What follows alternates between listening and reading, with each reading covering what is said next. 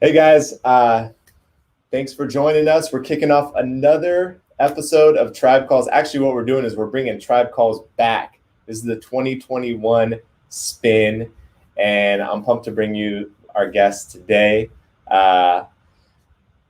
He said yes, and honestly, I'm surprised. He's kind of big time in Sacramento, like the top 100 list in Sacramento magazine of business influencers.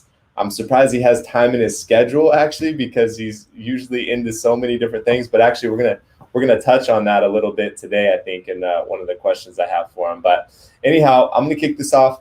If you have questions or heckles, please drop them in the comments. And I think I can see him here on my screen. So I'm gonna introduce you, Mr. Colin Roe. Here we go. What's up, brother? Good to see you. Thanks for having me, man. Absolutely. Thanks for being on here. You've always been an inspiration in the business, especially in the real estate space, right? Like you're super active. You're very, man, you just pour into people, and I've always appreciated, just our interactions that we've had together. So I'm grateful that you're here today. Oh, very cool. Thanks, man. Yeah. So. Anybody that's watching this that's in real estate, especially in this area, they know who you are. Hopefully. Well, I'm sure they do, but in case they don't, or in case somebody else is watching that isn't in the space, just tell us like a little bit more about yourself and your background and how you came to be the Colin R. Roe that you are today. Well, Colin Roe. I'm a lifelong Roseville resident. I've literally lived in the same zip code my entire life, besides 6 months I spent out in North Carolina at the Christian Training Center International, which was absolutely awesome. And back then I had hair down to here, which was crazy. I looked like Shaggy from Scooby-Doo.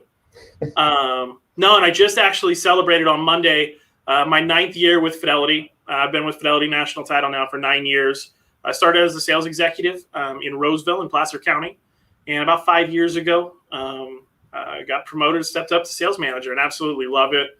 The cool part is I get to work with people, and so many people on my team, and the people on my team hopefully will touch people in the real estate space, and then those people are touching buyers and sellers, and it all boils down to people. And that's the cool part about it. I am privileged to be a husband to my wife Danielle. We just hit 5 years. We're almost at 6. And we have a little almost 2-year-old Nicolette, which I got to read books with her this morning at 6:30 before I got into the office. So it's cool moments like that, but proud husband, proud father, and blessed to be a leader as well. So, what book were you reading this morning? We were reading Mickey and Minnie Go to the Park. Okay. Yeah, it was a great, very in-depth book. She loves her Mickey and Minnie books. We have a ton of books. So back when we had the baby shower, a couple years ago, everybody, instead of a card, wrote a little well wish in the book and who it was from. So it's kind of neat as we go through and read these books. I can see, who they were from and what a little message is too. So it's a neat reminder about, the people that we're blessed to be around in our lives too. That's awesome, man. That's cool. I like it. You get to read not just the book, but the note. Think about the book. That's cool. So okay, you're lifelong. What zip code? 95678. All right. Yeah, I was a proud Roseville High Tiger. Yeah, no doubt. I remember. I went to Roseville. I ended up graduating from Wood Creek though, but I remember you at Roseville. Yeah. So I actually want to jump, man. If I can just dive straight into this question, I think it's powerful. In the SAC magazine, you mentioned that COVID, there was like some bullet points, right, of like different takeaways. And one of the things I think it asked about was like, how has COVID impacted you this year? And your answer I thought was amazing. You said something about like it caused you to slow down, do less, but much better. Or something like, I'll let you fix it. But I don't remember the details of it, but it was probably something like that. And what it really reminded me, man, and I think we all went through this, is as a lot of things were taken away. let it be events or travel or different stuff. And so by de facto, we can't do everything we were doing before, right? It's in different ways, but it's really slowed me down. Not in a bad way. Normally I think slowing down is in a bad way, but it's helped me to become more intentional with what I do, how I do it, and who I'm doing it with, to really be engaged and present in whatever. Because sometimes, I'm somewhere, right? But I'm also on this, checking what's going on. Yeah. And so really trying to, wherever I'm at, to be there, whoever I'm with, to be with them, and to create some memories while doing it, instead of just going through the motions. Yeah. And that's been, I think part of it could be, when I became a daddy too. Time flies by quick, and nothing reminds you of that more than, going from not crawling to crawling and crawling to walking and walking to talking and running. So it's definitely helped, but COVID is refocused, and making sure we slow down a little bit and, for lack of a better term, smell the roses. For sure. I'm curious, man, I'll put you on the spot a little bit, but how do you do that? What do you have, like a ritual or any sort of thing that kind of like reminds you, like, all right, hey, be focused right now, or smell the roses right now? Yeah, man, I try every morning, and I'm a lot better on this Monday through Friday than I am on the weekends. But in the morning, I listen on my drive to the office, my Bayside devotional, and then Darren Daily. And I've been doing those two things for probably 3 or 4 years now. Uh-huh. Solid. And it gives me time to listen to them, but then think through them. How can I take what I just was spoken or got heard and actually take it to heart and take action, right? As opposed to just, oh, okay, listen to it. Now, Sports 1140, let's see what Carmichael Dave has going on, but actually digesting it to become better from that. That has really helped me. Another part is I have a great group of guys for the last 7 years that we connect. We're accountability for one another, encouraging each other, checking in. It's great. It helps me become, if I'm great at work, that's one thing, but, I know my why. And I think that's been the biggest part for me, is to be a great husband and father. And to be a great husband and father, I think I need to be a provider. So that's what makes me want to be good here in what I'm doing. Hopefully that helps. Yeah. Well, what's funny, the slowdown, because I know you're a Darren, you've sent me some Darren Hardy stuff, right? And I appreciate it. I'm a huge fan of Darren Hardy. And it was mentioned in the Sac Mag too. That's your favorite book is The Compound Effect. Yeah. And so what was interesting though, for me personally, is when I think of Darren Hardy, I think of he's kind of a grinder. He's it's an intense feeling when I listen to him, because I'm like, I want to go do a thing right now, take action, like you said. But then you're also talking about slowing down and being present and stuff. So maybe it's kind of the best of it. It's the yin and the yang, Yeah, because he says he's intense in whatever he does, right? So when he's gonna disconnect, he's intense in disconnecting or reconnecting and stuff. And yeah, I love that book. That book, Compound Effect, is it's not about intelligence. It's about execution. We can get it done. It's just about getting better every day. It doesn't matter necessarily where we start. It's what we're looking and who we surround ourselves with, to help us get there. Yeah. Yeah.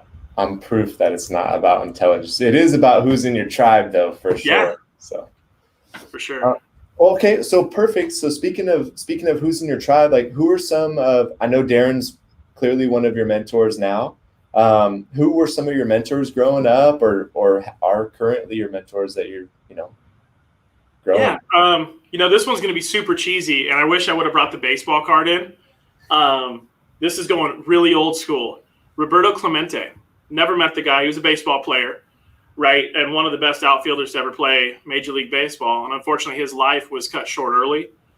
But his plane went down. He was flying supplies to his home in Puerto Rico. And he always said, this is what I do, but it's not who I am. And who he was someone to give back. And that always sat with me as I did a book report. I think it was 5th or 6th grade. To always make sure that we're about more than ourselves.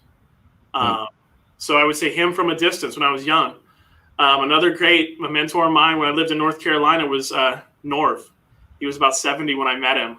And he was just one of those great guys who would just impart wisdom. And he had that voice. He wasn't quite like James Earl Jones, but he was darn near there. And like whatever you said, he listened to. Kevin Carson is a good friend of mine. And I got to know him serving on the board of Homemade for about a decade. And he was just one of those really good guys who would invest in me. We'd have conversations, coffees, go out to dinner and just check in, because I always respected not just his business accomplishments, but who he was and how he went about doing it and how he lifted up others along the way. Has been great. And my current boss right now, Brian Shank, he took a flyer on a kid who didn't really know much about title and escrow at all 9 years ago.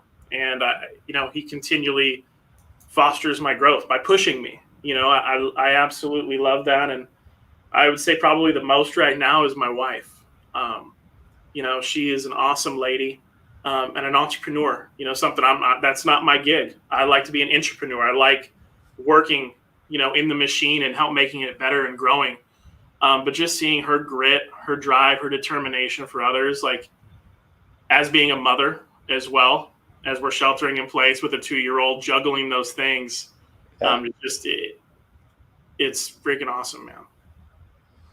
So, well, let's talk more about that. Like, this show is about you, but like, let's talk more about like what's your wife doing right now? What's she working on? Well, when the pandemic hit, she's an event planner by trade, so events, stopped, right? She still does, public relations and stuff like that, but she pivoted, and she banded together with some other lady-owned businesses, and they helped kind of encourage one another, right? Because I think the mental space right now is just so huge to have people, your tribe, to be able to encourage you and be there when you're high, be there when you're low, and everything in between. But she's been able to grow and put together some digital platforms for a lot of her nonprofit clients to still have virtual fundraisers or socially distanced events or things to continue to move forward instead of just, hey, we're here. Right. And it's been just the coolest stuff to see her dive in, build it out, and then like see it happen and hear the feedback from people like, oh my God, this was so cool. Or this was awesome. We're going to keep this for next year, even if we can be together, and it's been super cool to see, the ingenuity that we've been forced to have. Yeah. Right. Zoom meetings. I didn't have a Zoom account prior to COVID. Right. And now like we live it. Yeah. Right? It's absolutely crazy. While still taking time to make sure that like our daughter for every holiday, it's special, even though it's different. It's awesome. And yeah, I'm a lucky dude. Oh, that's awesome, man. And yeah, some powerful mentors there. I like one of your mentors for sure. He builds I happen to know that he does build a good home. I'm living in one of them. So. Oh, nice. Yeah. One of the things that you also mentioned in the SAC magazine was that your biggest challenge was growing as a leader, right? That's something. This is a totally selfish question, by the way, because that's my biggest challenge. Like we had a pretty good sized real estate team, Jeff and I did, and if I'm really honest about why. Like, if I'm really honest about why I didn't want to have that big team anymore, it's because I didn't feel like I was capable or ready to be a leader and to grow into that. So I'm passionate about this one, and I want to know, like, what are some of the lessons or around leadership that you've learned along the way, or like, talk to me about your challenges in leadership. First was like, are you ready? And I don't think we're ever like fully ready. I got this on lockdown, but being willing to learn and critically think and to know that if something doesn't go right, the failure is in the act or the instance, not in the person. And I think that's hard for any person to differentiate those two things. It's only a failure if we don't learn from it, if we don't grow from it, and asking for like that 360 review. Hey, how am I doing? What can I get better at? and being okay, like giving people to permission to speak into your life, to give that answer you may not want to know. That's how we can grow and get better, and like thinking through it, but then asking the question. A lot of times, like with Brian, I go, hey, here's the scenario. This is what I'm thinking. What are your thoughts? And being open for that coaching. And it may be a 90-degree pivot change or 1 degree or nothing. It's good. But always reevaluating things, not doing stuff because we've always done it that way. And it may be for a great reason, but that doesn't mean we don't keep re-looking at stuff to see, is there a better way? It's not a bad thing to ask that question, and pursue it and see, bouncing ideas off. And I mean, I would say, I hate using this word, but I plagiarize a lot. I talk to my other fellow sales managers, go, hey, I'm trying to do this. Does anyone have any resources or ideas? And out of the group of 10, usually someone does. And then we build off of that. And that's been super helpful. I can't learn what I think I already know. So, I try to be open to learn anything. One of my mentors calls that R&D. Rip off and duplicate. Oh, I like that. That sounds way better. I'm gonna copy that. Because it's true, and always looking to get better. And my motivation to get better sounds weird, but it's not for me. It's for my team and for my family. Because the law of the lid, right? I need to grow and be bigger so my team can grow and be bigger and accomplish those things that they want to for their wise. So that they kind of, because I want them to succeed, I need to keep pushing myself to try new things, to be open and willing, and hopefully they see that and they want to do the same, and it's motivating all around. Yeah. Some accountability there too, when you're having to, push yourself to grow. And if you don't, that they're going to suffer. And it's uncomfortable because when you're trying new things, Barry Bonds didn't start by just raking the ball, right? He struck out. He wasn't great. All people who were great at something were once bad at it, right? So being okay with sucking at something, because if you keep working at it and get coaching, you're going to get better. I use the example, Tiger Woods. He has a swing coach. He has a putting coach. One of the best golfers of all time, still has a coach. Still looking to get better, that outside perspective. Yeah. The one-liner, man, that you said is awesome. Failure is in the act or the instance, not in the person. I think that's I wrote that down. It's amazing. I love it. And it sounds like you probably got somewhere that came from your mentor, Roberto, right? This is not, or I am not who I am, not what I do, or something along those lines. So, who are some other business owners or leaders in the Sacramento area that you admire? I'm going to do a layup right now. One is Mark Haney. He's a long-term resident, but back when I was a super young guy in the industry and I saw his name everywhere hustling, I reached out a couple of times and he took a meeting with me and we got to chat. I got to ask him some questions and it was motivating. I'll tell you what's cool about it is he didn't know me, but he knew I kept asking. And we sat down, and now obviously I know his family and things of that nature, but he has an energy, an excitement that I don't get after 3 cups of coffee. Right. And I think that's one of the coolest things from his leadership style is when you walk away from somebody feeling energized, feeling lifted no matter what, that's just cool. And I would say he's definitely one of them. Another guy who has that is Taro. I think we all have had a Taro story or interaction, but his joy is so contagious.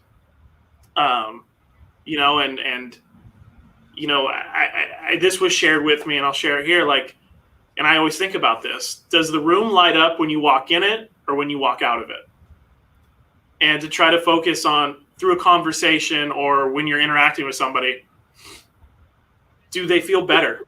when you're done with them or not, right? And I think those two people, are paramount in it. Another guy that I would tell you, I went through Leadership Roseville, and I got to interview him. He's since passed, but he was the CEO of Pride, Mr. Ziegler, and I know his son. But he would talk about passion and purpose and what he did. And I don't know if you guys are familiar with Pride, but he built it up from a nonprofit that primarily works with special needs individuals into a large nonprofit organization that does job placement, housing, employment, so much more. And like his vision, when he stepped into that organization, they were like very, very small. And he cast this huge vision, but he didn't just cast it, like he pursued it. He brought people around him in the business, but outside of it in the community. And, I haven't thought about him actually for a while until you just asked that question.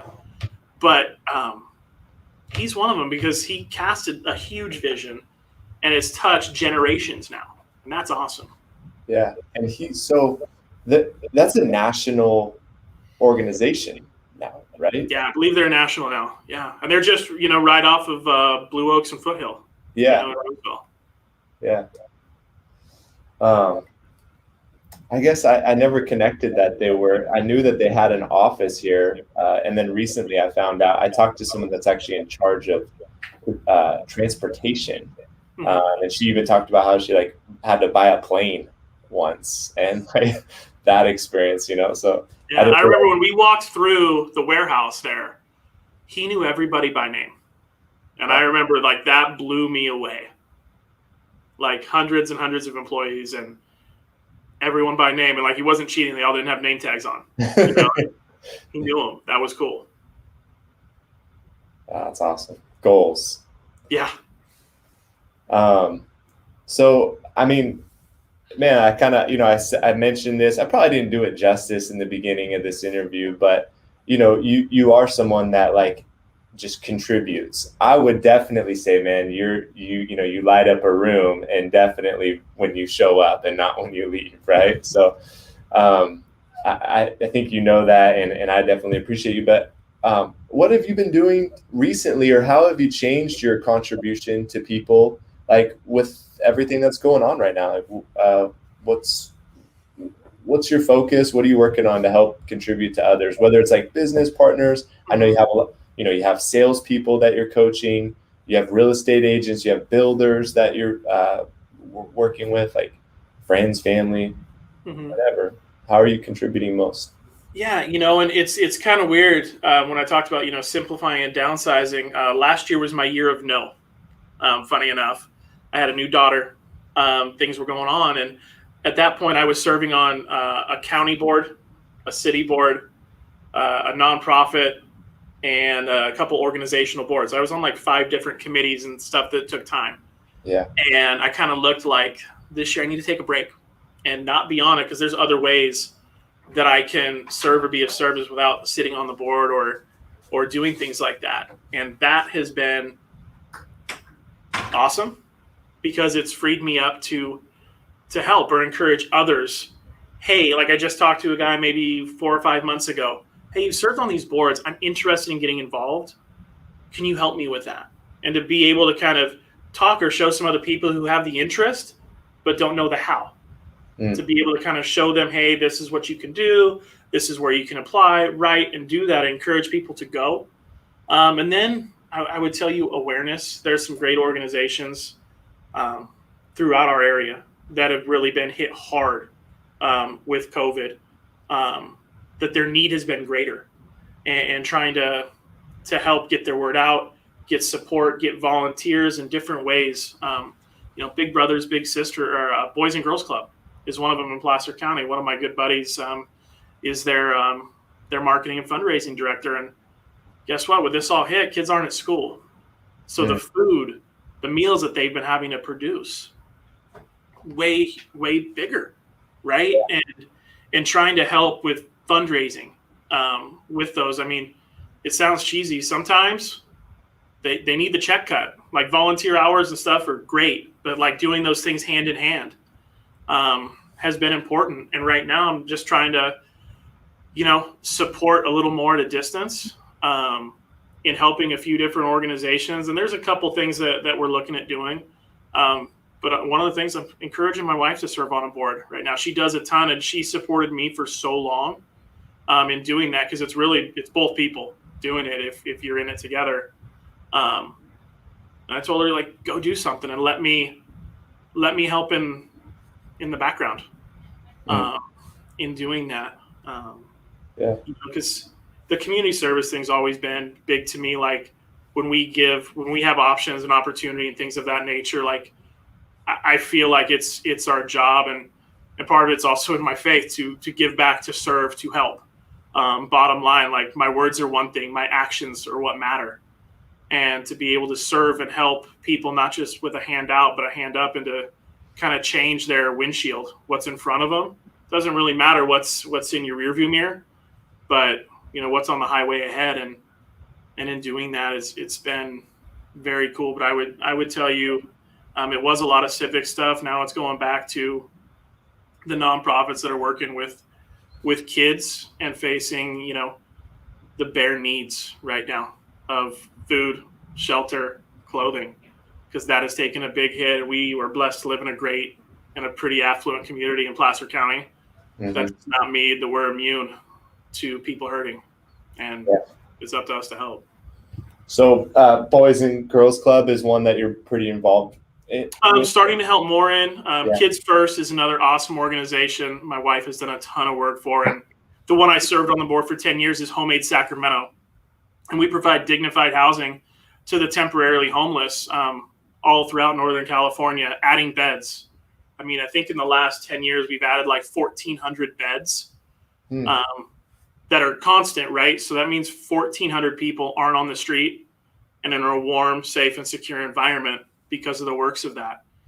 And that was, it was about a decade, committed. And I'm still connected with them. But after you term out of the board, you take a few years off. But those are the things that are cool, because you hear the stories of somebody who was in that shelter who is now working, coaching a team, raising a family, whatever. You change not just them, but you change their legacy, whatever's in front of them, and broke a cycle. And that's the coolest part of it.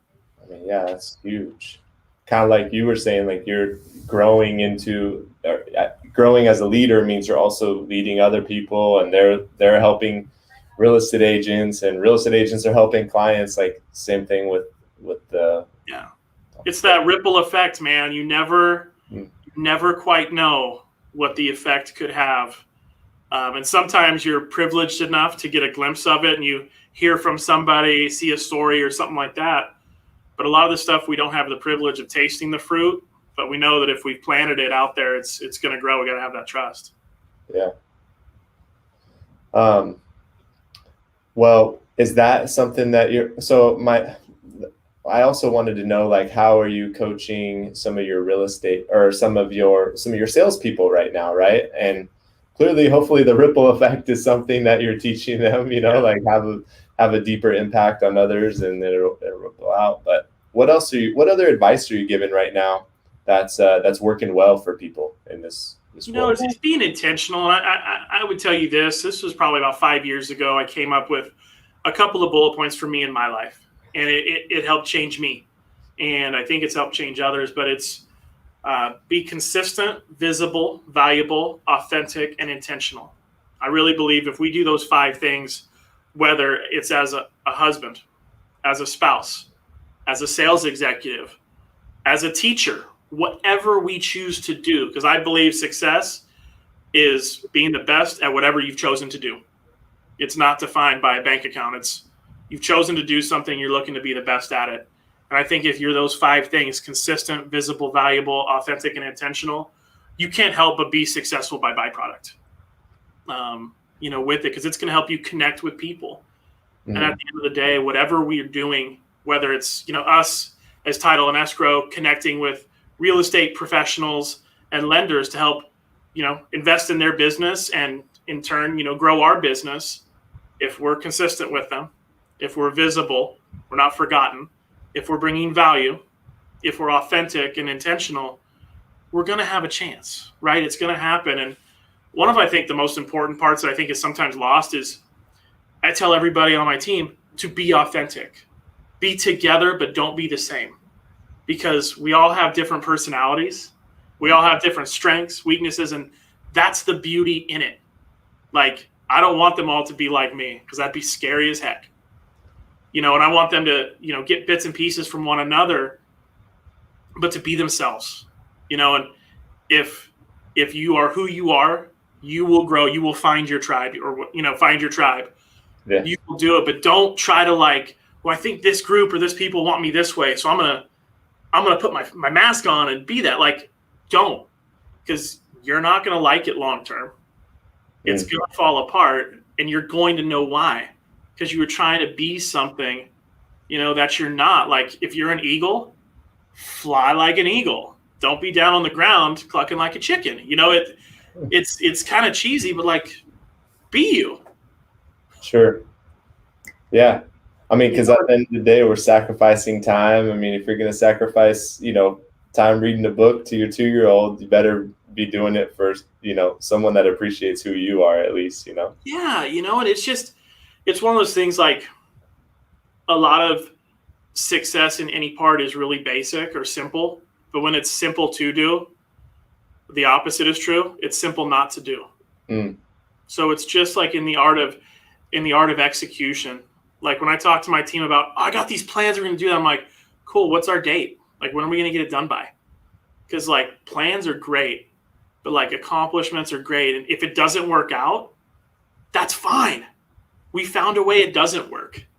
That's cool with me, because we tried it. Try it, go for it. Let's see. Yeah. But where my heart breaks is when we don't try. Whatever it is, I don't think I can do it. Well, then you're probably right. But if you think you can do it, you're probably right too. We just got to figure it. It just may take a little longer, maybe a little harder, but I mean, if it was easy, everybody could do it, right? Yeah. Well, at the risk of throwing another quote out there, we've had some pretty solid one-liners here today and some solid quotes, but, being a hockey guy, right? Like Gretzky says, you miss 100% of the shots you don't take. So. Oh, totally. Or said. Yeah. And now we all say it. No, but it's so true, right? If you don't ask, the answer is always no.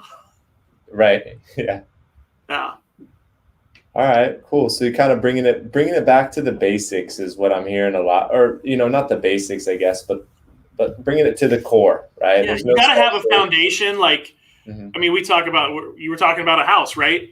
You can build the most beautiful thing with the bricks and sticks vertically, but if the foundation is weak or it sucks, it's gonna crumble, right? But no one, when someone comes to your house, you go, hey, check out my foundation.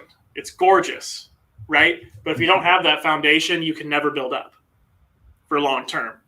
Yeah. So building those foundational disciplines and things, one of my good buddies, Keith, says this: love the process, not just the result. And that has stuck with me. I may not like, some of the computer stuff I have to do or different follow-up, but I've learned to like it because it gets me to where I want to go. And then when you love the process, it's just kind of a win-win, right? You're not just oh, I need that result. Oh, I love making these calls. I love writing these thank you cards, whatever it is. You change your mindset and things can actually change. No doubt. I in front of my thing right here, it says, I love prospecting, so I do it every day, which is not exact, but it's part of the process, right? And I've actually changed that too. You're talking about that. This is what I have on my desk. Nice. I like it. It's just a reminder, and the extra mile isn't that hard. It's, making a phone call, writing a card, doing a follow-up, whatever it is, but it's, it's that little bit, that little extra. Well, speaking of a little extra, I mean, you gave a lot extra today, man. So thanks for joining us and sharing some information with my tribe. I mean, I think I told you kind of these calls just started off during COVID, right? And it was how do I connect with people? How do I get people connected with, the people that I'm connected to, right, that are great people and solid, have, sound principles and solid mentorship and all that. So if anybody wants to get in touch with you, I mean, you're pretty easy to find. You're on all the social medias and LinkedIn and stuff like that. What social media are you mostly on these days? I guess Facebook, right? I like stories. I mean, Instagram stories. I mean, 90% of it's going to be the cooler, quirky things my dog or my daughter do. That's my content. Okay. I'm on them. I try to do it like early in the morning, and then like maybe right before bed. I try to not get lost in the scroll. Yeah. That is social media. And luckily, I actually went through a social media coaching program last year. I don't know if you know who Chelsea Pies is, but she's spoken with Gary Vaynerchuk. Inman has published author on 2 books. She works for our company, a friend of mine, and I went through like a program to learn social media and what it is. Like I was a late adopter of it, and I was like, okay, it's here. I need to learn this thing, and who better to learn from than someone who is really, really good at it? And she's like showed me some tips and tricks to like not get lost in the scroll, but still be able to engage with people and grow connections, but not spend 4 hours on it. Nice. I might need some help with that. I get trapped in the scroll sometime, man. I gotta say. I mean, I put content out there and I try to engage, but I definitely am a scroller. Yeah. So, all right, cool. Well, hey, I appreciate your time. Thank you so much for being a part of this. Thanks for having me, man. This is a cool thing, and I think it'll be cool to see, who else you bring on here and what happens, because it's cool to just have conversation. And, even though we're not like next to each other, I can see you could see me. It's a cool deal. So thanks for doing this, man. And thank you for inviting me. I appreciate it. Yeah, absolutely, man. All right. Colin Roe, the man, the myth. He's still living. He's not a living. Yes. Hopefully for a while. Yeah. See you guys.